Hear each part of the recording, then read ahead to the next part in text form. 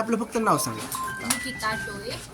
तुम्ही राहिला ही वस्ती कुठली? म्हणजे गाव गोजूबारी ही वस्ती आटोळे वस्ती. हां, बरं नेमकं तुम्ही सकाळ सकाळ काय नक्की तुम्हाला काय दिसलं आणि काय तुम्हाला जाणवलं इथं? ते आम्ही म्हणजे काम चाललेलं आमचं. गाय आहे त्यांना चारा देत होतो. चारा देऊन झाल्यानंतर मी इथेच उभा होती बाहेर आणि तेथून ते पहिल्यांदा आलेले रुकले ते बघितलं. ते पहिल्यांदा असं गेलं, असं गोल राऊंड चांगला मारला त्यांनी. ते नंतर रिटर्न माघारी आल्यानंतर गावाकडे गावाकडे गेल्यानंतर ते असं खूप खालून खालून चाललेलं. असं जरा वाईबल झाल्यावानीच असं असं हालत होतं आणि त्यांना असं लँडिंग करायचं होतं. ते धावपट्टी आमच्या घराच्याच पाठीमागे आहे. मग धावपट्टी अशी जरा 2 सेकंदावर राहिलेली. ते वरती जायचं ते खाली असं क्रॅश झालं, धडकलं. ते धडकल्याबरोबर असा मोठा स्फोट झाला. स्फोट झाल्याबरोबर त्याचे सगळे पार्ट असे सगळे पांगले आमच्या घरापाठीमागे पलीकडे सगळीकडे गेले. आणि मग आम्ही बस पाहतोय, पण एवढा मोठा आम्ही खूप घाबरलो. एवढा मोठा म्हणजे फर्स्ट टाइमच पाहिला असं त्याने हा स्फोट झालेला, असं म्हणजे बॉम्ब वगैरे कसं फुटतात तसा एवढं जोरात स्फोट झाला. ते स्फोट झाला आणि त्यांची सभा होती वाटतं. ते सभेसाठी त्यांचे ते कार्यकर्ते PA पोलीस सगळे होते पाठीमागं आलेले हजर.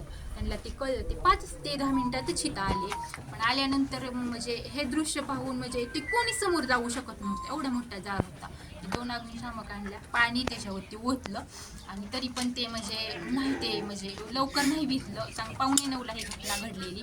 ते 9, 9:15 पर्यंत म्हणजे हे असं पेट घेतच होतं, तेच सुरू होतं त्यांचं. मग आम्ही गेलो ना, म्हणजे थोडा कमी झाल्यानंतर जा तिथं आणि पाणी बादल्या भरून घेऊन गेलो आम्ही. म्हणजे एवढ्याला काहीच करू शकत नाही, पण फक्त म्हणलं बॉडी वगैरे कुणाच्या आहे असतील तर आपलं वाचवण्याचा आम्ही प्रयत्न करत होतो. मग ते साईडला पडलेली बॉडी तर पाणी वगैरे ओतलं आणि ती आम्ही प्रत्यक्षात बॉडी पाहिलेली.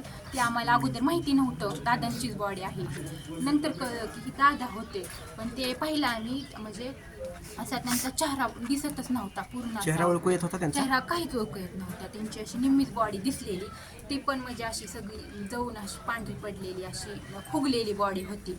आणि मग ते आम्हीच इथून आमच्या घरातून नवीन कापड आणि ब्लँकेट ही नेलं. तिथून तोपर्यंत ॲम्ब्युलन्स आल्या. त्यांनी ते सगळं असं गुंडलं, पॅक केलं आणि त्यांना ॲम्ब्युलन्समध्ये नेलं. आणि त्यात असे 5-6 जण व्यक्ती होते. ते मुंबईचं होतं वाटतं प्लेन. आणि त्यातले ते 2 खालून नेले आणि 4 राहिलेले ते धावपट्टीतून नंतर काढले. ते तर पूर्ण असे म्हणजे दिसतच नव्हते बॉडी. दादांची तरी जरा निम्मी बऱ्यापैकी त्यातली त्यात होती. अशी ओळखू येणारी तर अशी नव्हतीच. पण हे दादा आहेत आम्हाला माहिती नव्हतं आणि ओळखलं पण नव्हतं. त्यांचे ते गार्ड सिक्युरिटी PA कोण होते ते आलेले. मग त्यांचं ते वॉच आणि ते गॉगल वगैरे पडलेलं त्यांनी पाहिलं. आणि ते मग म्हणजे त्यांना कळलं, पण आम्हाला नंतर कळलं हे दादा आहेत. आम्हाला खूप वाईट वाटलं आणि खूप म्हणजे दुर्दैवी घटना घडली. दिवस ना म्हणजे कायमस्वरूपी आमच्या लक्षात राहिना. आमच्या बारामती गावचे दादा म्हणजे महाराष्ट्राचे म्हणलं तरी चालेल असं देव माणूस, म्हणजे राजा माणूस हरपला.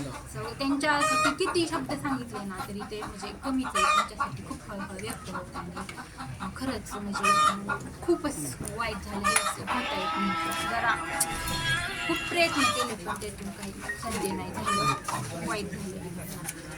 दादा हे महाराष्ट्राचे सर्व लेडीजचे बहीण म्हणजे लाडकी बहीण असे करत होते. त्याविषयी तुम्ही त्यांच्याविषयी अजून काय तुम्ही शब्द बोलू शकता? ते म्हणजे असे खूप चांगले होते. त्यांनी आपले लाडके बहीण होते, देवाभावानी अजितदादा ते सगळे होते. त्यांनी स्कीम काढलेली ती चांगली होती म्हणजे आमच्यासाठी. आणि ते आमच्या गावात मतदान वगैरे किंवा मिटिंग काही कार्यक्रम असला तर यायचे.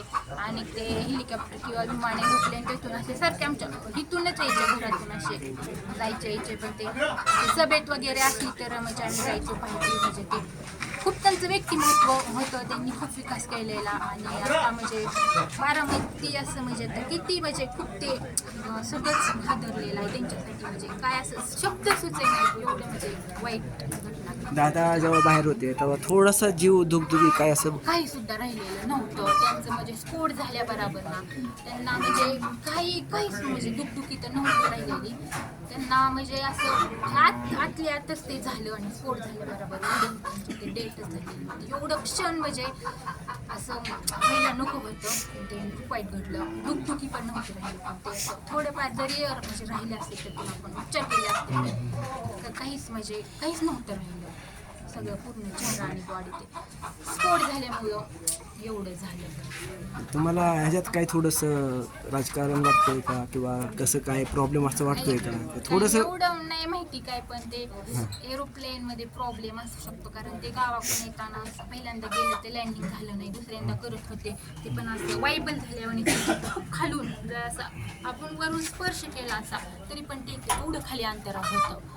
जरा वरून जरा गेलं तर एवढं झालं नसतं, किंवा म्हणजे खाली लिंबुनीची बाग आहे तिथं जरी असं झालं असतं तरी म्हणजे एवढं नसतं, पण ते असं जोरात असं क्रॅश झाल्यामुळे ते जास्त धक्का बसला.